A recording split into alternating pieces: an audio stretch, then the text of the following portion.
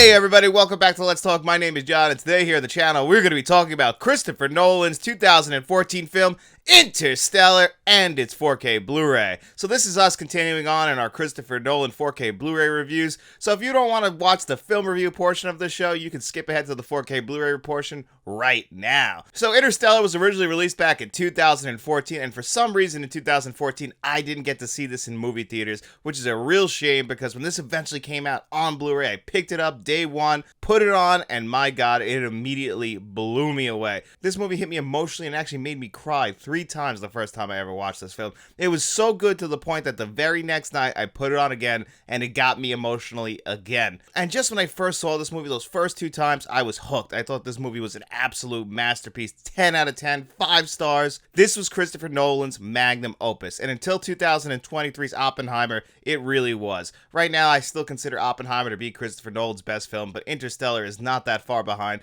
It has some little minor flaws, some stuff that hasn't aged that great, whereas Oppenheimer, I really feel like it was Christopher Nolan and the entire team he works with just getting everything together, getting all their ducks in a row, everything lining up perfectly, the stars aligned, and that's how we ended up with Oppenheimer, one of the greatest films ever made. But he almost had another masterpiece in a lot of ways he does with Interstellar. We even have the same cinematographer who did Oppenheimer, who just won the Academy Award for Best Cinematography, Hoyt van Hoytema, who absolutely deserves it. He shot himself an incredible film with this one as well. And I'm just a huge sci-fi fan, and then you make it a huge sci-fi epic. Right out of the gate, this movie was going to be special to me. All they had to really do was stick the landing. This is what Christopher Nolan does. This movie was co-funded by Warner Brothers, Paramount, Legendary Pictures. So many people had to put a lot of money in this movie because it cost over $160 million to make. Now, hearing that with 2024 ears, no big deal. But in 2014, that was a lot of money, even for Christopher Nolan, who just made the Dark Knight trilogy and an Inception, so he was still at the time a sure thing, a lock like he is nowadays. But, you know, that's a lot of money. It ended up paying off. It ended up making over $700 million at the box office. But critics at the time were a little bit hard on this film, which really does surprise me. They complained a lot about the exposition. They complained a lot about the third act. And I really do think that the third act of this film is where the flaws of the film are, because everything leading up to that is just absolutely perfect. Right down to the production design, the story and plot, which was done by Jonathan Nolan and Christopher Nolan. Originally, the bones of the screenplay were done in 2007, and Steven Spielberg was originally supposed to direct this film, which is pretty funny because if you saw the Academy Awards, Christopher Nolan won his Academy Award.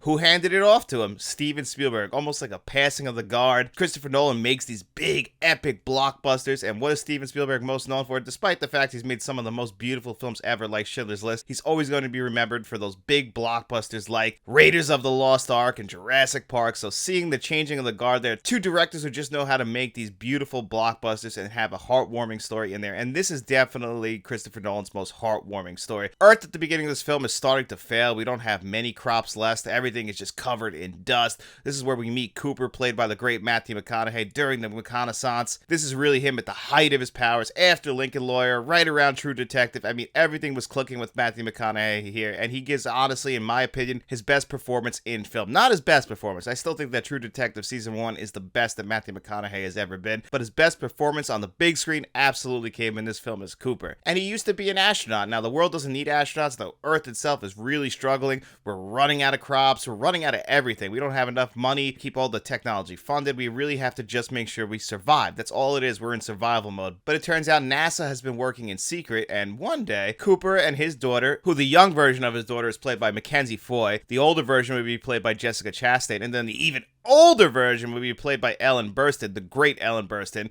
I mean, all 3 actors that they got to play Murphy in here all look and act identical to each other. I mean, perfect casting for all 3 of them. It's the same way with his son as well. You know, we have the young version, and then eventually he grows up into Casey Affleck. Also, just great casting. Phenomenal casting. Everybody plays their parts right. Of course, we get Michael Caine popping up in here. John Lithgow was great as well. And then, of course, Anne Hathaway. And there is a surprise cameo in the third act that I'm not going to fully spoil, but that cameo, if you know the one that I'm talking about, that is my biggest flaw of the film because it just doesn't seem like it's in the same film. Yes, it does lead us into a big epic scene in the third act, but I just feel like we could have got there a different way. We didn't have to do what we did with this one character. They didn't even promote this actor being in the film. It was supposed to be a big surprise, and it's cool to see him in this film. I just don't think his character works completely. I know what they were going for because a big theme of this movie is love and emotion and how love can conquer all, even science. Love finds a way. Life finds a way. And I really do appreciate all of those themes, but I really do think that's kind of in the third act where the film starts to falter just a little bit, because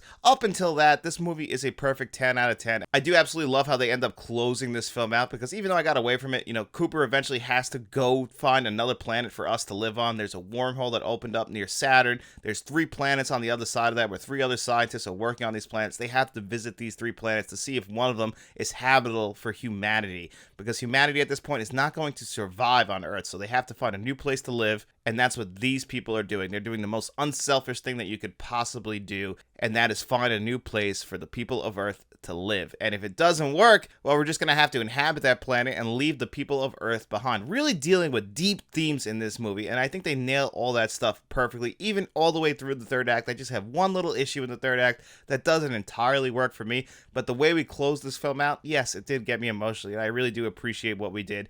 And the real standouts of this film are the visuals. I really think this is one of the most stunning pictures that you will ever see. I mean, this really was Christopher Nolan trying to make his 2001 A Space Odyssey, and he almost got there. Not quite. 2001 A Space Odyssey is a perfect 10 out of 10 film. There's even moments in this film where you can clearly see that Nolan was influenced by 2001 A Space Odyssey. Even in the third act, we kind of hit a similar point in there where, it's really open to interpretation, which is why I never understood why a lot of people got on Christopher Nolan for this aspect when Stanley Kubrick did it in 1968, where all this stuff is just open to your interpretation. When Christopher Nolan did it, people were a little bit upset with it, and I didn't really understand that, because it's very similar to each other. Maybe Christopher Nolan tried to explain it a little too much, and that didn't work for people. It worked fine for me. I wasn't really too bothered by it. Like I said, I just have one issue in the third act, but other than that, I really do think that this film works tremendously. I enjoy all the acting throughout this film. I enjoy all the visuals, the audio design, the great score done by Hans Zimmer. I think this is Hans Zimmer's best score that he has ever done, and Hans Zimmer has made some of the most incredible scores of all time, but this one gets you emotionally. It works in every single scene. The scene on the planet where it's 7 years on Earth, but it's only 1 hour there. That piece of music, that is some of the best composed music ever. Go, go, go! I really do think that this is his best score ever. There's a good featurette on the 4K Blu-ray, and it's probably packed in with the Blu-ray as well, where you show Christopher Nolan and Hans Zimmer how they came up with the score, and it's incredible. It is an incredible score. This film in general is an incredible film. So even if by chance you haven't seen this Christopher Nolan film and you're not really a big fan of sci-fi epics, I still think that this is one that is absolutely worth your time, and maybe you'll want to watch it on this 4K Blu-ray that we're going to talk about right now. Endurance is hitting stratosphere. Well, here it is, Interstellar on 4K Blu-ray, and just like all the other Christopher Nolan 4K Blu-rays we've talked about thus far, except for Oppenheimer, were released in December of 2017.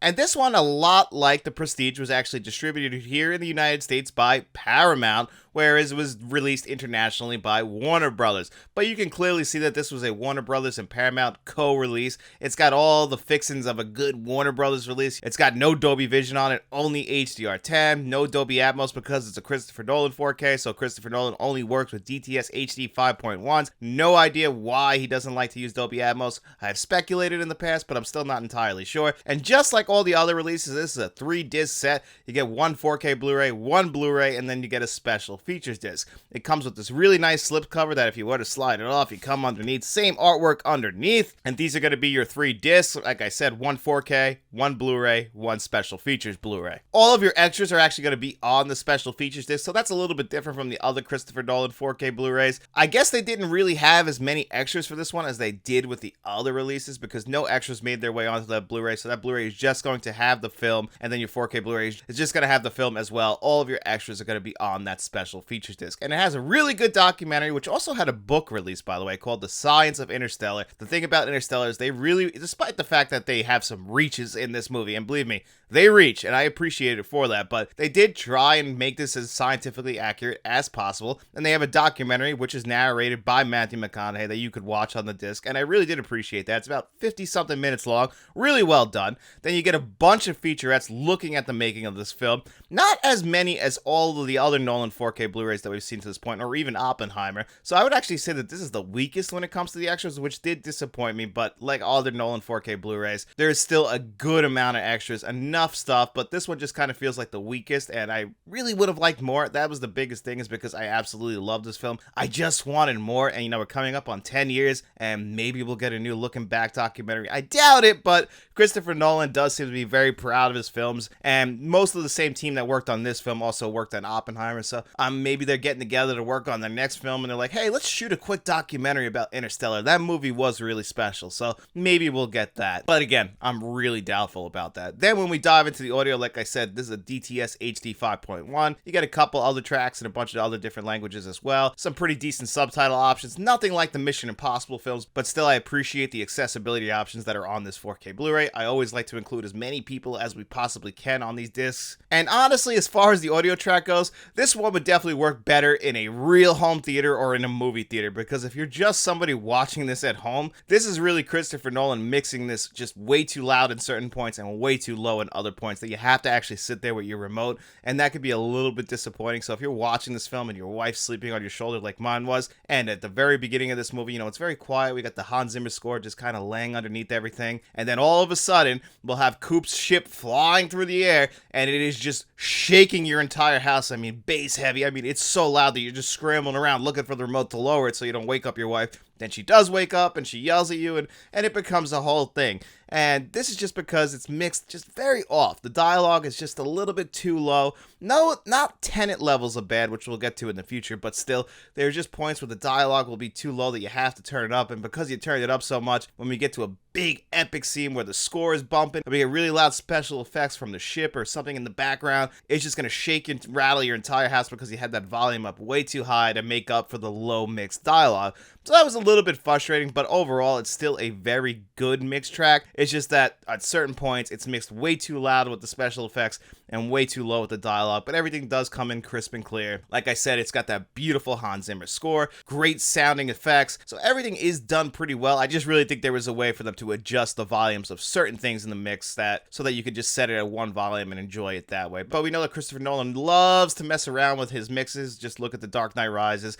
and just look at Tenet. You got back on the right track with Oppenheimer. Like I said, Oppenheimer was just the culmination of all of his work leading up to that. He just mastered everything, and that's why Oppenheimer is a perfect film. But this film, the audio track, really good, but could be mixed slightly better. But the visuals, that's what a lot of people are wondering about. You get the Blu-ray and the 4K Blu-ray packed in here. And the Blu-ray, when you compare it to the 4K Blu-ray, this is one of those that are night and day. The 4K Blu-ray is so much brighter. That's because we have HDR10 on it. Whereas the Blu-ray has those IMAX scenes, and those IMAX scenes are stunning on the 4K Blu-ray. Let me just tell you, that is the shining star of this entire thing, are those IMAX scenes. I think the IMAX scenes in Interstellar might be some of the best IMAX scenes ever, bar none. They just look absolutely incredible, and a lot of this film does take place in IMAX. Now, of course, just like a lot of films that take place in IMAX, because the whole film isn't in IMAX, when we cut back to the regular standard 2.40 aspect ratio, even though the original aspect ratio is 2.39, it's slightly off. When we cut back to that stuff, it's very, very noticeable. Your eyes have to adjust, like a lot of other Christopher Nolan 4K Blu-rays that we've talked about.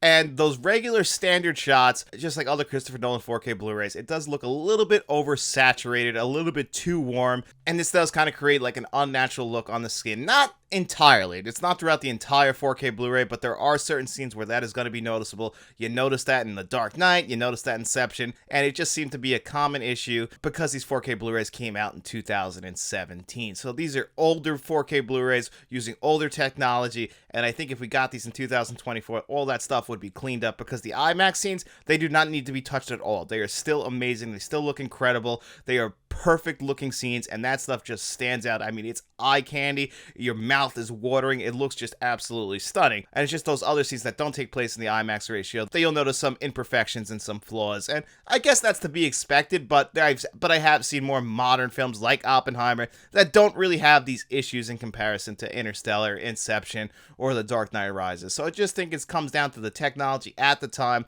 early 4K Blu-ray, and unfortunately that just means that it's not perfect, but it's still really, really, really good. There's just room for improvement. This is still a very solid 4K Blu-ray. In 2017, I'm sure that this 4K Blu-ray was at the top of the mountain. That's why they wanted to get all the Christopher Nolan movies out on 4K Blu-ray, because at the time, Christopher Nolan was known for his visuals and audio, and we just assumed that going to the 4K format, they would be perfect. But 7 years later, things get older. They don't age that gracefully, and even though this has aged pretty well, it hasn't aged perfectly. So how would I score this one on a score of 1 to 10? I would give Interstellar's 4K Blu-ray a solid 8 out of 10. But before we get out of here today, it is Friday, and that means it's time for our digital code giveaway. In every single video we do here on the channel on Friday, I'm going to ask you guys 2 digital code giveaway questions. All you got to do is answer one in the comment section below, and as long as you do that, you come back to Monday's video. I put your name on a magic wheel. I spin that bad boy 2 times. The 2 names it lands on, they have their choice. The digital codes that you see on your screen before you